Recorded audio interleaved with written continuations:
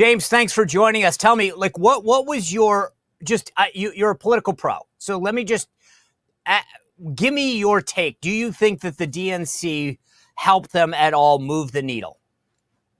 I don't. I don't think there was anything that stood out about it particularly, other than perhaps the fact that they have no plan to move the country forward. And she didn't acknowledge any of the failures under her administration, which was notable. She didn't mention any of the people that have been killed or raped by illegal immigrants. I think that's very notable. They want to wash away the fact that she was the border czar. She has no plan to bring America forward. I don't think there was anything really that stood out to me or to us at the DNC one way or another.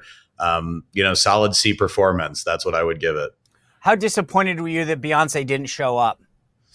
I don't know if it was a ratings trick. I don't know what that was. I kept thinking to myself, this is a ploy. I get it. I mean, they didn't do anything to Tampa. And I know I was trying to have fun with you there, but I agree with you. It's like, this is a trick. But by the way, I was saying this to some folks last night. Like, if you're tuning in to watch Beyonce, doesn't that say a lot about where you are? I mean, as a campaign that you're trying to, you want people to show up to watch Pink or Beyonce or James Taylor or whomever, but it's not because of you. And I that's the one thing about, like, even Trump rallies. He's the star. Like, you're going because of Trump, not to see, some musical act.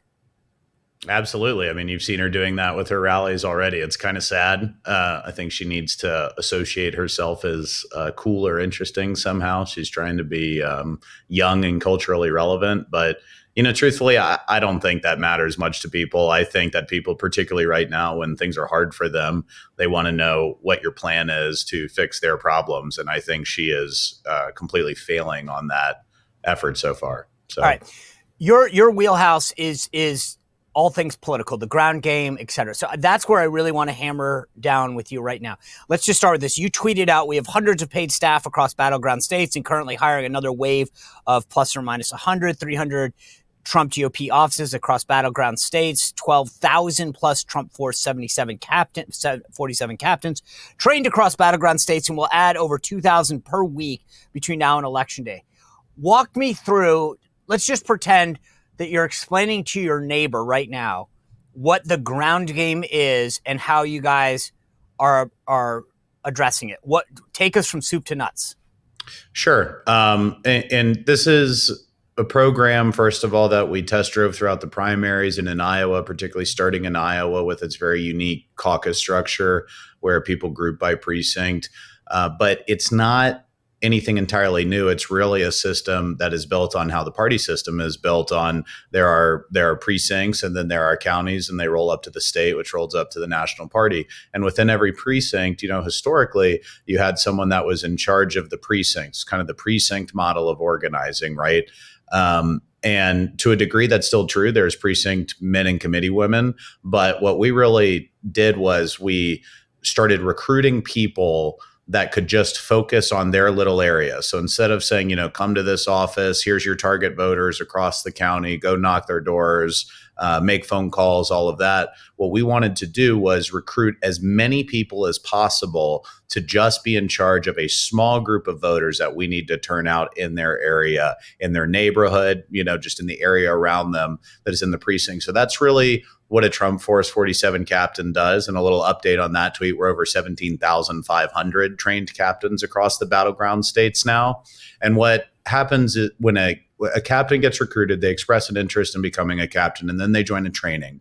And in the training, they are walked through, first of all, why the program is important and what their responsibility is, why it is strategically important for them to do what it is that they do. We want everyone bought into the program. Yep. And they learn how to talk to voters and all of these sorts of things. But ultimately, the end point of the training is they are assigned a target list of voters that we know we need to turn out to win these states. These voters are overwhelmingly low and mid propensity voters. They are overwhelmingly explain what that is. So just stop for a second. So the person listening right now, who is that person? Who is that person that you're targeting? Just so that we all understand the vernacular.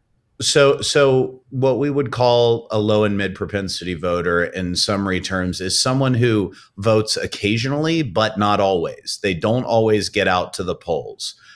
We know through various big data modeling tools that we have that these are Trump voters, these are Yep. Trump supporters, but they are not reliable voters. They don't vote in every election. They vote occasionally. They definitely don't vote in primaries. They don't even vote in every general election. They vote occasionally. And then in there, you also have your newly registered voters. So these are younger folks maybe that are coming onto the rolls for the first time, or people that have just chosen to finally register now for whatever those reasons are through our efforts or otherwise. So these are people, the number one indicator of future voting performance, meaning whether or not you actually cast a ballot, is past voting performance. And there's others that go into that too, but largely people that vote all the time, and people that don't. So let's just break this down for real. I live in Alexandria, Virginia. Yep. I think that Virginia is still a state. Should I be? I'm a 4-for-4 voter. I'm a high propensity voter, meaning I could go to sleep for 4 months. I'd wake up and I'd smell election day and I'd go out and do it. Are you targeting me? Not on the ground. Those people are going to get I'm sorry. I just want viewers to understand. So that means you're not going to waste resources on a guy like me because you know that I'm going to vote. Is that right? 100%. You're going to cast your ballot. You always do. Okay. But if I'm a 2-of-4 voter, I vote occasionally. What should I expect? A knock on my door? Somebody coming by? Knock on your door, hopefully from the captain assigned to your area, hopefully multiple visits, potentially a handwritten postcard from one of your local captain's units, phone calls, and then obviously you get all of the paid communications as well. And the higher propensities will get some of the paid stuff too. These are things like mail reminding you, telling you where your precinct is, phone calls, text messages, and all of this. But the frequency of contacts through all of the mediums and the volume of contacts is geared towards those people that don't always turn out to vote. And if I want to help, if I say, okay, I live in Alexandria, Virginia, I want this to be a battleground state, I want to help, can I be a Trump captain? Absolutely. You can go to TrumpForce47.com and just select the Become a Captain button or reach out to targeted voters in your area. And that will send your information to our unit there in Virginia. They'll reach out to you in 48 hours. Wow. And they will get you into a training. We've got tons of trainings every week. I mean, literally dozens per state go on, a mixture of virtual and in person. And they will bring you in, they will walk you through the process. And when you leave there, you know what your task is. And ultimately you have your assigned list of voters. And then that team, that staff from both HQ and the local unit is going to be constantly pushing those captains to go out and make contact with their voters and then get information back from them. And I will say our most valuable target, which is not even just folks that are less likely to vote, but also people through various ways that we know this who are largely disconnected from politics and off the grid. They're not very reachable. So they're not even getting things like phone call programs and digital advertising very much and all of these other things. These are people that a door knock, a visit at their home is really the only way to get them. And we want to visit those people repeatedly, build a relationship with them, collect their contact information so we can continue to follow up with them and make sure that they get out to the polls. What if I don't live in a battleground state? I'm from Rhode Island. I grew up in Rhode Island. That's not a battleground state. Sorry, Ocean Staters. Or I live in a very red state. I live in Wyoming or Montana. What can I do to help? Yeah, we have programs for both of those folks too.